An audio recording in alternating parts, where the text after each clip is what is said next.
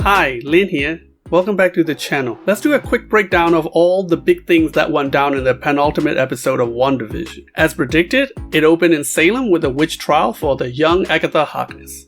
There are 7 witches Agatha turned into sun-dried raisins.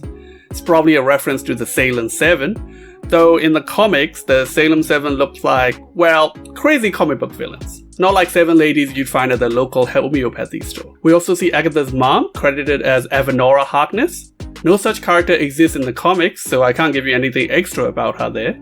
She does seem to think floating 5 feet into the air and doing the exact same thing that got her coven killed was a good idea, so I can tell you she was too stupid to live. Little things to notice: once she does her suicidal attack, she gets some kind of magical energy crown. Not the same crown as Scarlet Witch, though similar. Maybe there's something that represents they are the strongest of that magic discipline.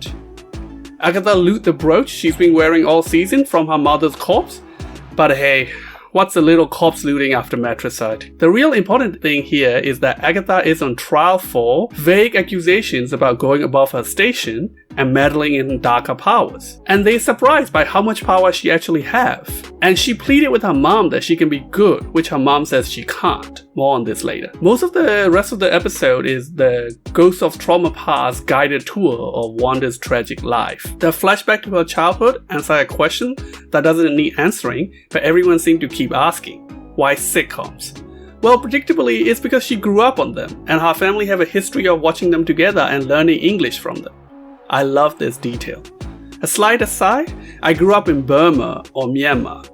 English is my second language, and I have to say WandaVision is very realistic here because yeah, sitcoms in particular are very good for learning English. The language in sitcoms is kept very simple, and ostensibly they use relevant slang and idioms, but it's easy to work out what they mean in context. A lot of them are more about everyday mundane life stuff, so you learn more everyday usage of the language. And there's convenient pauses which give you a chance to process the language. The laugh track tell you where the jokes are, and humor is the hardest thing to grasp while learning a second language, so that's very helpful. You can work backwards. Oh, that was funny. Why was that funny? Was it wordplay, a pun, sarcasm? So yeah, this is a very accurate and heartwarming portrayal of the Massimoff family.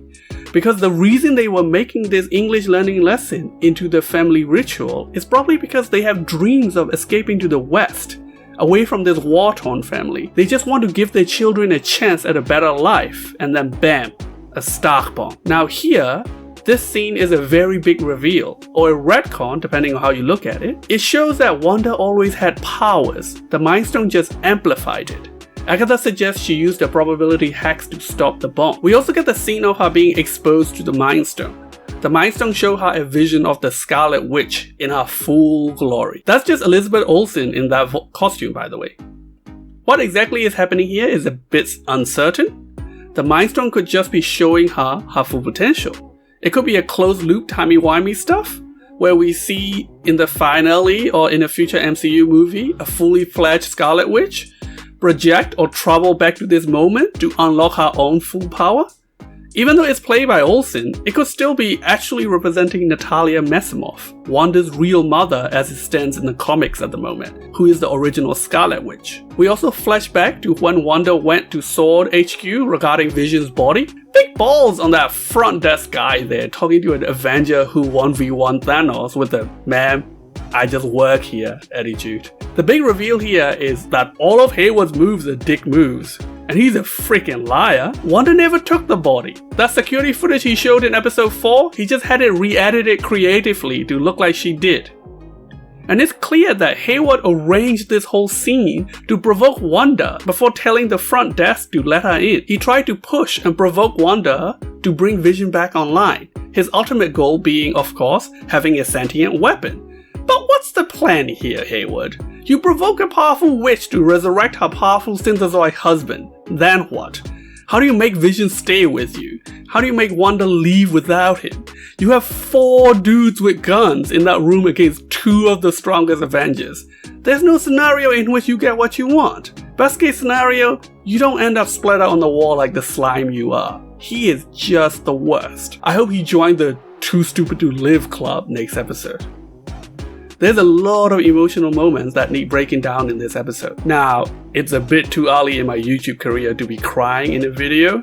I gotta save it in case I get big and then cancelled and I have to cry in an apology video. So I'm gonna do all the sad part in one breath so emotions don't have a chance to get in, okay? Okay. When Wanda touched Vision, she says, "I can't feel you," which is a callback to when she and Vision said to each other, "I only feel you" in Infinity War. The heart on the deed is the love heart we saw on the calendar in the first episode and in the intro to the 7th episode. And Vision's line that, "What is grief but love persevering?" foreshadowed the creation of the sitcom world Vision, which was created from scratch with chaos magic from Wanda's love for him amidst her grief. Alright, that was close. Almost felt things there. So, we learned that Wanda made this reality in her grief herself, as the show was hinting all along. Agatha was just drawn to Westview by the incredible power she sensed, and have been trying to find out why Wanda is so powerful. It led to the reveal that she had finally worked out what Wanda is. She's the fabled Scarlet Witch. Now, a lot of people seem confused, or maybe wishful thinking is getting better of them, but people are screaming mutant. Maybe because Wanda demonstrated power as a child under stress, but the show clearly meant for it to be magic. Agatha is trying to figure out how Wanda's magic is so powerful. She never questioned how Wanda had it. She called her a baby witch.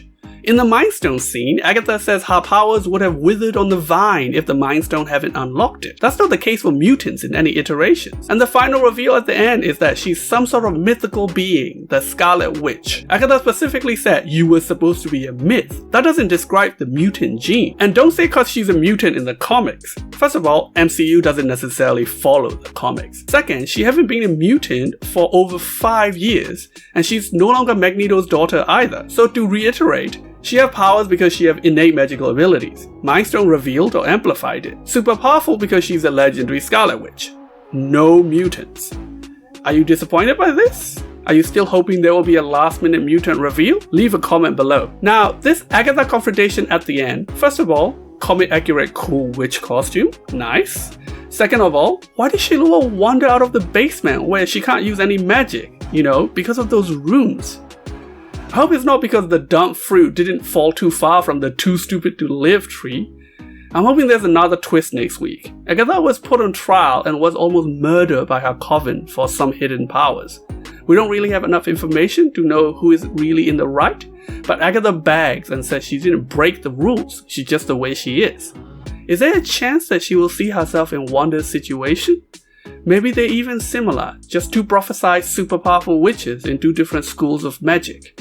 I hope it doesn't turn out that she's just a dumb hypocrite who lured her into the streets to fight instead of just offing her in the basement which she controlled, especially because I want Agatha to live and be in more MCU shows. Now, that after credit scene where Heyward revealed that they have reassembled the actual Vision's body into Space Ghost using the energy from the drone Wanda threw back out of the Hex.